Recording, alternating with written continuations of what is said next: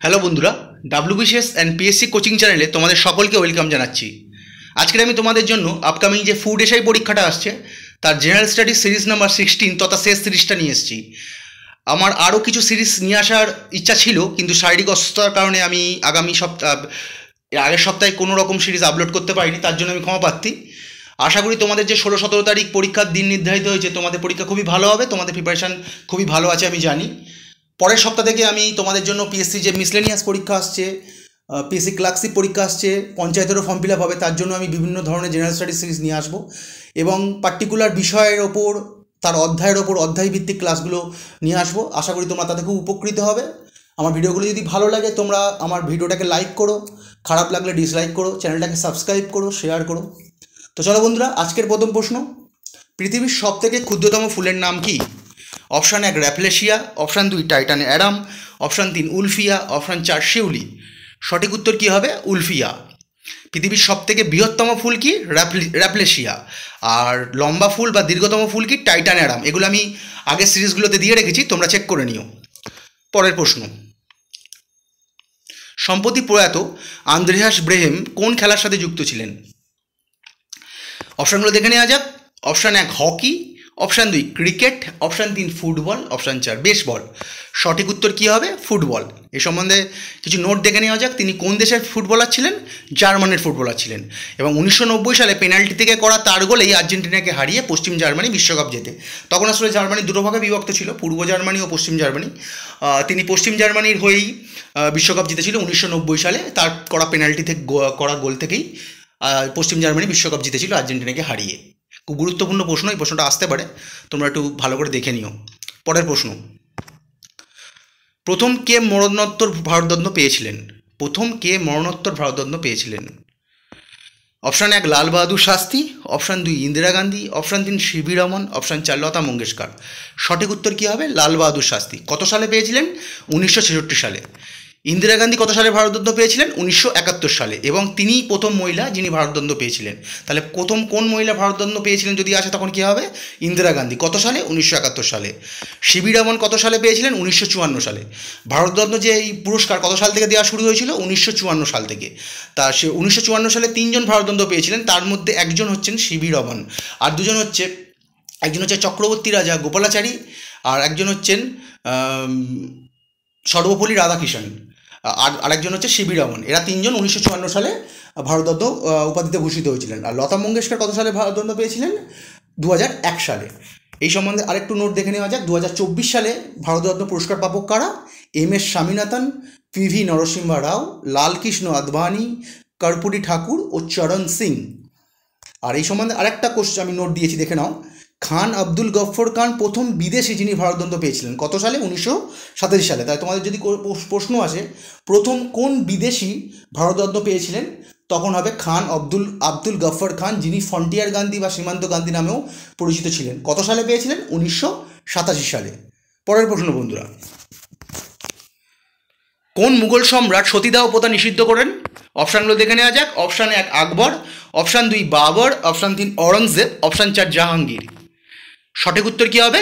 আকবর। এই সম্বন্ধে তোমাদের একটু জানিয়ে রাখি, মুঘল সম্রাট আকবর সতীদাহ প্রথা এইভাবে নিষিদ্ধ করেছিলেন যে কোনো মহিলাকে জোরপূর্বক বা বলপূর্বক সতী করা যাবে না। কেউ যদি স্বইচ্ছায় সতী হতে চায় তবে তাতে কোনো অসুবিধা নেই। তাহলে বলপূর্বক সতীদাহ প্রথা কে নিষিদ্ধ করেছিলেন? মুঘল সম্রাট আকবর। দ্বিতীয় তরাইনের যুদ্ধ কত সালে হয়েছিল? অপশানগুলো দেখে নেওয়া যাক। অপশান 1 1191 সালে, অপশান 2 1192 সালে, অপশান 3 1204 সালে, অপশান 4 1398 সালে। সঠিক উত্তর কী হবে? 1192 খ্রিস্টাব্দে। তাহলে কার ভেতরে যুদ্ধ হয়েছিল? দ্বিতীয় তরাইনের যুদ্ধ পৃথ্বীরাজ চৌহান ও মোহাম্মদ ঘোরি। প্রথম তরাইনের যুদ্ধ কত সালে হয়েছিল? 1191 খ্রিস্টাব্দে। প্রথম তরাইনের যুদ্ধে জয়ী হয়েছিল কে? পৃথ্বীরাজ চৌহান। দ্বিতীয় তরাইনের যুদ্ধে মোহাম্মদ ঘোরির কাছে শোচনীয়ভাবে পৃথ্বীরাজ চৌহান পরাজিত হয় এবং দুর্ভাগ্যবশতভাবে নিহতও হয়। আর যদি কোশ্চেন আসে তরাইন বর্তমানে কোন রাজ্যে অবস্থিত, তখন হবে হরিয়ানায়। হরিয়ানায় থানেশ্বরের নিকট তরাইন শহরটি অবস্থিত। পরের প্রশ্ন, কোন রাজার আমলে বাংলাতে কৈবল্য বিদ্যের সূচনা হয়? অপশানগুলো দেখে নেওয়া যাক। Option 1 Shashanka, option 2 Gopal, option 3 Dharmapal, option 4 দ্বিতীয় মহিপাল। সঠিক উত্তর কী হবে? দ্বিতীয় মহিপাল। আর আরেকটা এরকম এই প্রশ্ন থেকে আরেকটা কোশ্চেন আসে, এখান থেকে আরেকটা প্রশ্ন আসে যে কৈবর্ত বিদ্রোহের নেতা কে ছিলেন? কৈবর্ত বিদ্রোহের নেতা ছিলেন দিব্য বা দিব্যক। তোমাদের পাল সাম্রাজ্য ও সেন সাম্রাজ্য নিয়ে আমি 5টা ভিডিও আপলোড করে রেখেছি, তোমাদের যদি ইচ্ছা হয় তোমরা দেখে নিতে পারো, প্লে লিস্টে আপলোড করা আছে। আশা করি ওই পাল সাম্রাজ্য থেকে 3টি ও সেন সাম্রাজ্য থেকে 2টি ভিডিও তোমরা যদি দেখো, ওর বাইরে পাল সাম্রাজ্য সেন সাম্রাজ্য থেকে কোনো কোশ্চেন আসবে না, তোমরা পারলে দেখে নিও। পরের প্রশ্ন, কোন সাতবাহন রাজা গাথা সপ্তশতীর সংকলন করেন? অপশানগুলো দেখে নেওয়া যাক। অপশান 1, এখানে স্পেলিংটা মিস্টেক আছে, ভুল হয়েছে আমার, বশিষ্ঠপুত্র পুলুমাই। অপশান 2 হাল। অপশান 3 যজ্ঞশ্রী সাতকর্ণী। অপশান 4 গৌতমী পুত্র সাতকর্ণী। সঠিক উত্তর কী হবে? হাল। এ সম্বন্ধে আরেকটা কোশ্চেনও আসে এখান থেকে যে হাল রচিত, এরকম আসতে পারে তোমাদের, হাল রচিত গাথা সপ্তশতী কোন ভাষায় রচিত হয়েছিল? সঠিক উত্তর কী হবে? প্রাকৃত ভাষায় রচিত হয়েছিল। খুবই গুরুত্বপূর্ণ প্রশ্ন। পরের প্রশ্ন, কোন মুঘল সম্রাট আলমগীর নামে পরিচিত ছিলেন? অপশানগুলো দেখে নেওয়া যাক। Option 1 Aurangzeb. Option 2 Qutbuddin Aibak. Option 3 Firoz Shah Tughlaq. Option 4 আকবর। সঠিক উত্তর ঔরঙ্গজেব। তাহলে কোন মুঘল সম্রাট আলমগীর নামে পরিচিত ছিলেন? ঔরঙ্গজেব। আচ্ছা, ঔরঙ্গজেব কিন্তু জিন্দা পীর নামেও পরিচিত ছিলেন। চলো বন্ধুরা, পরের প্রশ্ন, গন্ডমার্গের সন্ধি কাদের মধ্যে স্বাক্ষরিত হয়েছিল? অপশানগুলো দেখে নেওয়া যাক। অপশান 1 ইংরেজ বোম্বদেশ। অপশান 2 ইংরেজ ও আফগান। অপশান 3 মুঘল ও মারাঠা। অপশান 4 ফরাসি ও ইংরেজ। সঠিক উত্তর কী হবে? ইংরেজ ও আফগান। কত সালে এই গন্ডমার্গের সন্ধি ইংরেজ ও আফগানের মধ্যে স্বাক্ষরিত হয়েছিল? 1879 সালে। এ সম্বন্ধে আরেকটু নোট দেখে নেওয়া যাক। প্রথম ও ইং আফগান যুদ্ধ কত সালে হয়েছিল? 1839 সালে। দ্বিতীয় ইং আফগান যুদ্ধ কত সালে হয়েছিল? 1878 সালে। আর তৃতীয় ইং আফগান যুদ্ধ হয়েছিল 1919 সালে। পরের প্রশ্ন, তিতুমিরের আসল নাম কি? মীর নিসার আলী খাঁ। পরে option number 2 Hasan Ali Khan. Option 3 হাজি শরীয়তুল্লাহ। অপশান 4 মোহাম্মদ মহসিন। সঠিক উত্তর কী হবে? মীর নিসার আলী খান। তিতুমিরের আসল নাম কি? মীর নিসার আলী খান। পরের প্রশ্ন, ভারতের কোন শহর সাদা শহর নামে পরিচিত? অপশানগুলো দেখে নেওয়া যাক।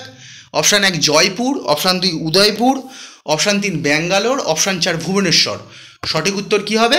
উদয়পুর। তাহলে ভারতের কোন শহর সাদা শহর নামে পরিচিত? উদয়পুর। এটা কোথায় অবস্থিত? রাজস্থানে। পরের প্রশ্ন, কোন শহর ভারতের হলুদ শহর নামে পরিচিত?